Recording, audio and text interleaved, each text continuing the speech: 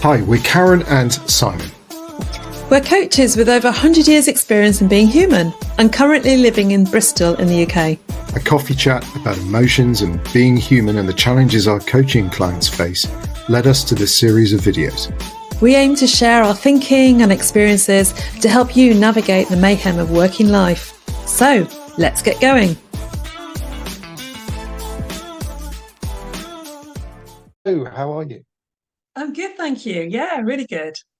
Good to see you. Hey, look, we decided we were going to chat this morning about learning to notice emotions. And I guess that's quite a grand title, but I think what we'll try and do is just break this down into really basic steps, if that's okay with you.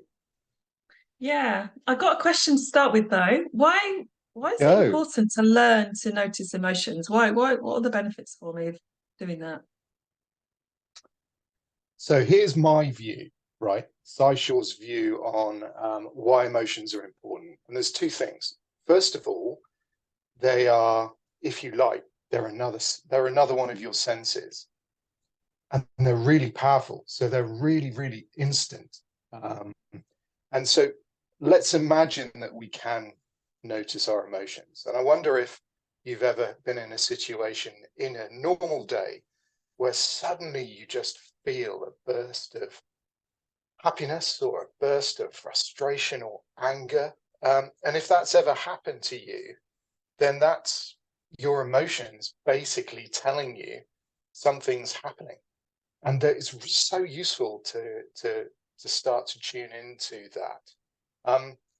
Because we don't generally talk about it in, I don't know, Western culture. And it seems to me that we're wasting a really good sense, something that can really help us. And then secondly, we've had all through our life, and I'm really, really old. All through my life, I've been building this emotional story to myself. And it's been going on in my unconscious. I haven't really thought about it, but it's been there. And it's just building and building and building these patterns. So when I behave a certain way, sometimes that can be just an instant reaction that I might not know why. And more often than not, that will be linked to an emotion. So there's lots of different ways emotions can help. And this is why I thought we would have this chat today, so that we can, just break all that complex stuff up into really easy to think about building blocks. Okay, yeah, I can certainly get that. So yeah, I can think of times, excuse me, where I've kind of noticed maybe usually it's frustration or anger in me and thinking, where's that come from? And it might be triggered by something that someone said or done. But yeah, and thinking, oh, okay, this is not appropriate to express it right now. Yeah, but yeah, just wondering where it's come from. So it'd be really useful to kind of, yeah, be able to understand all that. Yeah, I get it. Thank you. Oh, I'm keen to learn. What's the first step? The first step, I think, is to give yourself that time and space. So give yourself that almost that forgiveness to start being a bit selfish with your time, because you're going to need a little bit of time to start learning how to do this. So Karen, have you got perhaps an example of from your profession, from your work, that you'd be happy to use? Yes, yeah, I can think of an example. Yeah, thank you. So do you want to just tell me just a little bit, a little bit of the context surrounding that? Okay, so I was in a job, kind of mid-level management. So we had a departmental team meeting. So my direct line manager, the director was there, and it was all her direct reports and the whole department that was in this meeting. So probably about 20 people or so. And we were kind of doing a check-in, just going around the room saying how everyone was. And then somebody said something, and this director kind of homed in on it. And it was like the Spanish Inquisition. She suddenly started asking questions with a very intense look on her face. And it was really embarrassing for everybody and really awful for that person. And that person happened to be one of my direct reports. And she just said afterwards she was so upset. And I knew she was kind of, it's happened before. And it felt really inappropriate behavior. And I was just really angry at this manager. And just thinking this is destroying a really nice team environment where we can talk. Um, yeah, so just me remember that frustration and a little bit of anger there around inappropriate behaviour, and it's a really bad start to a meeting. And I just think, oh gosh, this is going to be horrible to our meeting. So yeah, that was that frustration I felt. Yeah, and it can be, instantly really powerful, can't it? So a really easy, interesting way to break these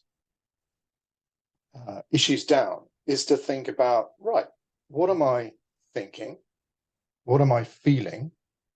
And what was my behavior? And so there's three things there that we can kind of reflect back on. And we can start to think in quite a bit of detail about that. And what I find the best thing to do is to write it down. Or if you're not very good at writing it down, share with somebody, record it to your phone in the car, go somewhere safe where you're comfortable. And actually, this idea of reflection, talking these things through to another person can be really quite powerful. If you're telling them, just do exactly what you've just done, tell them a little bit of the story, and then reflecting back on those three things. So I guess if I go back on thinking about that situation, thoughts that were going through my head were um, actually feelings as well. So feeling of this is really embarrassing. Um, it shouldn't be happening again. Or us more senior people in the meeting should be offering feedback to this director and just thinking, why aren't we doing this? Why is no one saying anything? Or what we're saying to her is not working in terms of changing her behavior. There was a feeling of exasperation. I had tried to mention it in the past with my line manager, but it didn't seem to kind of resonate for her. She didn't seem to mention it. So it was kind of obviously the feedback wasn't landing very well. So frustration with myself for not dealing with it because my direct report was going to come to me again after the meeting saying this is really awful. And noticing that in that meeting I was fairly quiet, as was everybody else very quiet. So it really silenced everything and made people afraid to speak up, say anything that they thought might kind of aggravate more of these behaviors. So there are kind of loads and loads of thoughts going in from my mind around myself, around this leader should not be operating in that way. She should pick up that people are feeling uncomfortable and respond slightly differently. So just thinking about the implications and yeah, thinking, my specialism is working with teams and just is a bit embarrassing that I'm not able to offer that feedback and make it a really good team. But yeah, that was then. I've kind of thought about feedback a lot more since. So yeah, much more confident about offering feedback. But yeah, there was loads of thoughts going through my mind at that time. So irritation, feelings, embarrassment. This shouldn't happen. Yeah. And that's great. And I think that's a brilliant example of how quite a lot of different emotions and feelings and thoughts can flow out of one very, very quick, real life scenario. Somebody saying one thing in a meeting or opening the meeting in a certain way. And that's what we are trying to achieve when we talk about learning to notice things. And it doesn't matter where that flow of reflection goes. I've said it before, there's no right or wrong. It is your own, if you like, your own signature will start to build. And the more you reflect on these emotions and how they make you feel, what you think, and how you behave, the more you're going to learn about yourself. So remembering this is all about reflection to learn more about yourself. So I must admit, in the moment, the thinking and the feelings were just very momentary. It's only when I'm talking about it and reflecting, I'm going much deeper and covering much wider issues. And so that post event reflection, just really help you to kind of explore it a little bit more. Whereas at in the time I would probably thought, oh, not again.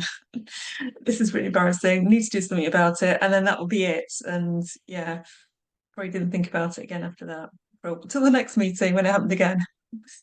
But it's Until the interesting, that next. reflection helps you to understand my role as well as other people's roles in responding in the moment. Now, I come from a military leadership background, and I know you are an expert on this. But what conditions do you think are best for sitting, thinking, learning to notice more about yourself? Like you say, it's a bit of time. It's a slower pace, not being stressed. So workload pressures not being too much. When workload is high over a long period of time, people just lose that brain cognitive capacity to think. So making those time, having the regular breaks during the day. So coaching clients have been talking about, you're going to feel overwhelmed and exhausted at the end of each day, because you have 5 hours back-to-back meetings. So I've experienced that, and other people do. And then you can't control all the meetings, for example, but some of them they can control and oh yeah, I can finish it 5 minutes early. It's within my gift. And then just creating those very small breaks. So I think having the breaks and that brain capacity. And then also kind of there's something around reflecting after a meeting and then also prepping for the next meeting. So we're not going around in those circular patterns, and I'm not having those kind of, oh, not again, kind of feelings, which kind of start to lead to frustration. And as you talked about at the very start, so I was linking in with, well, I've noticed people, we try to manage our emotions, don't we, and put a cap on them, but it's not sustainable. Over time, it's just going to explode. So knowing that you need to process your emotions. Otherwise, if you try to put a cap on them and hide them and block them or think I'll deal with it later, later sometimes they just come out anyway and they feels inappropriate. It comes out of anger, and it could be at someone completely innocent who's just triggered that emotion again. So it's kind of quite a good way to pay attention to it, so it doesn't catch us out. And actually, I find benefit as well in letting something just happen, and then perhaps, I don't know, a week later, a month later, try and go back to that thing that happened and think about, wow, I really did feel really strongly, and wow, I've behaved very strongly too. And now a month later, how do I feel about that? And often that's quite a powerful thing to do as well. What about other people? I know we chat a lot, and that for me is brilliantly useful because I can say things out loud to you, and I can look at your reaction, and then you can look at me and you can tell me, oh, are you okay? How important do you think is just having that human to human interaction? That's really, really important because you feel accepted, you feel validated, you feel human. Whereas sometimes feeling, I should be like this or I should be perfect. And, I've had it before in the background and someone said, well, you're a psychologist. Why don't you know all this stuff? And it's like, I'm a human being as well, mate. There's way too many theories and research out there for me to know everything about every element of human behavior. So there's that element of, and it does stick, those comments like, oh yeah, maybe I should know. Maybe I should be whiter than white in every situation. But there's that element of sharing something with other people. You feel it's okay to be human, it's okay to make mistakes. And that's all part of the process. When we feel too many of those shoulds, it kind of blocks us from processing and kind of thinking about it. So it makes us stuck in those emotions. So it's really nice to have someone else there, and we can laugh at each other, can't we, or the situation. Absolutely. Our And that goes, competencies, and it's like, yeah. okay, And I think it that's goes how we back are. to forgiving yourself for feeling a certain way or having behaved a certain way. It's just so important not to just hold on to, or as you said, just suppress, getting these feelings out of your system, and just, forgive yourself, talk to somebody about it, have a laugh, because everybody is human and we are all going to have exactly the same issues in life, just to a greater or lesser extent. Mm. And then when you talk to other people as well, you realize, okay, it is quite a complex scenario, that or emotion or context is quite complex, and there is no easy answer. And you kind of realize, okay, I'm not alone as well. So you can feel that talking to other people. So it's really helpful. Yeah.